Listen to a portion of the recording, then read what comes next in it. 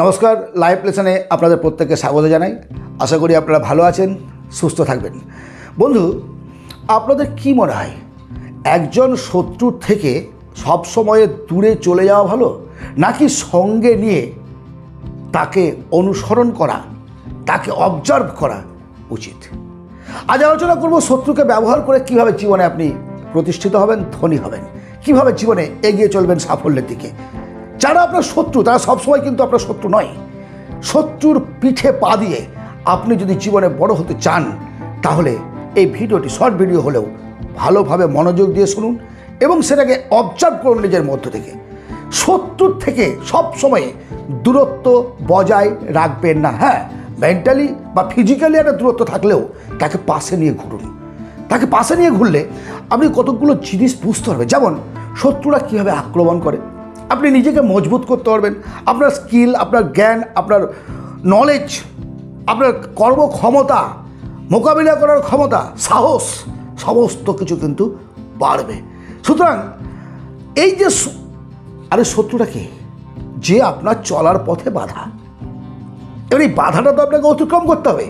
বাধা অতিক্রম করার জন্য আপনি হয় আপনার লক্ষ্য আছে, লক্ষ্যে পৌঁছাবেন। ওই লক্ষ্যে পৌঁছানোর জন্য যে বাধাটা আছে, বাধাকে ক্রস করে সাইড দিয়ে ওই লক্ষ্যে পৌঁছালেন, অথবা বাধাটাকে সরালেন, চেপে ধরে ঠেলে সরালেন, সরিয়ে সামনে গেলেন।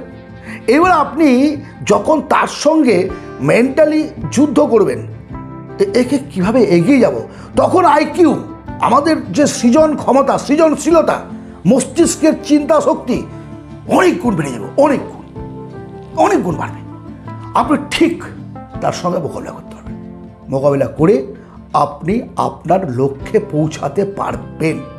মানুষ কিভাবে আপনাকে আক্রমণ করবে, কিভাবে আপনার বিজনেসে সর্বনাশ করতে পারে, কিভাবে আপনার চাকরিতে বাঁশ দিতে পারে, এই বিষয়গুলো কিন্তু শত্রুর থেকে শিখতে পারবেন।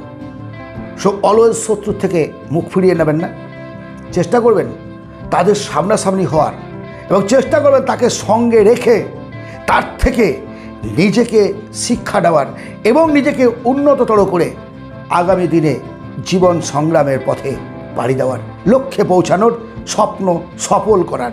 শত্রুকে দূরে সরিয়ে নয়, আবারও বলছি, শত্রুকে সঙ্গে নিয়ে জীবন যুদ্ধ করুন, দ্রুত জয়ী হবেন। ধন্যবাদ। আলোচনা ভালো লাগলে সঙ্গে থাকবেন, লাইক করবেন, সাবস্ক্রাইব করবেন, শেয়ার করবেন বন্ধুবান্ধবদের মধ্যে। কারণ লাইভ লেসন আমরা আলোচনা করি আমাদের প্রত্যেকের জীবনযাত্রা নিয়ে। আমরা কিভাবে আমাদের মধ্যে একটা পূর্ণ মনুষ্যত্ব বোধ নিয়ে আসবো, এটাই হচ্ছে এই চ্যানেলের মূল উদ্দেশ্য। ভালো থাকবেন। পরবর্তী ভিডিওতে আবার কথা হবে।